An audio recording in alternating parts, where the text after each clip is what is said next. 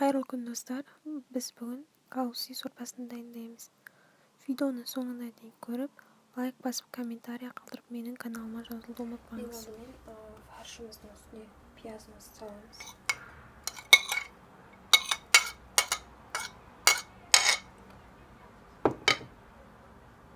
Сосын үстіне күріш саламыз. Күрішімізді саламыз. Тұз және де күріш саламыз. Жақсылап араластырамыз.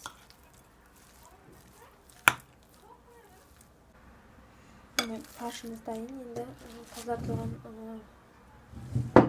болгар бұрыштарымызға салған кезде ең астына қарай жақсылап мұздап түсу үшін осылай істеңіздер. Немесе қолмен істесеңіздер де болады. Себебі асты жағына көбінесе фаршымыз жетпей қалып, кейін суға салған кезде былай көтеріліп кетуі мүмкін. Сол себепті де астына мұздап салған жақсы.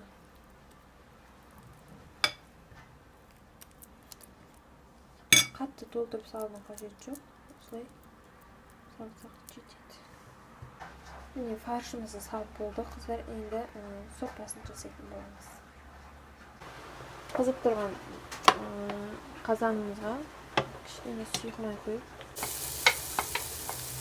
пиязымызды салып, ұрғаламыз салып,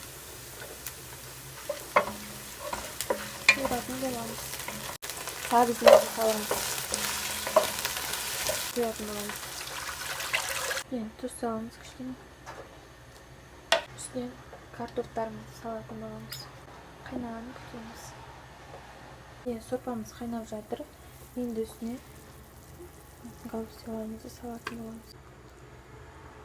Өте баяу отта пісіретін боламыз. Міне гаусиіміз пісті. Енді жеген боламыз. Міне өте дәмді гаусси сорпамыз дайын.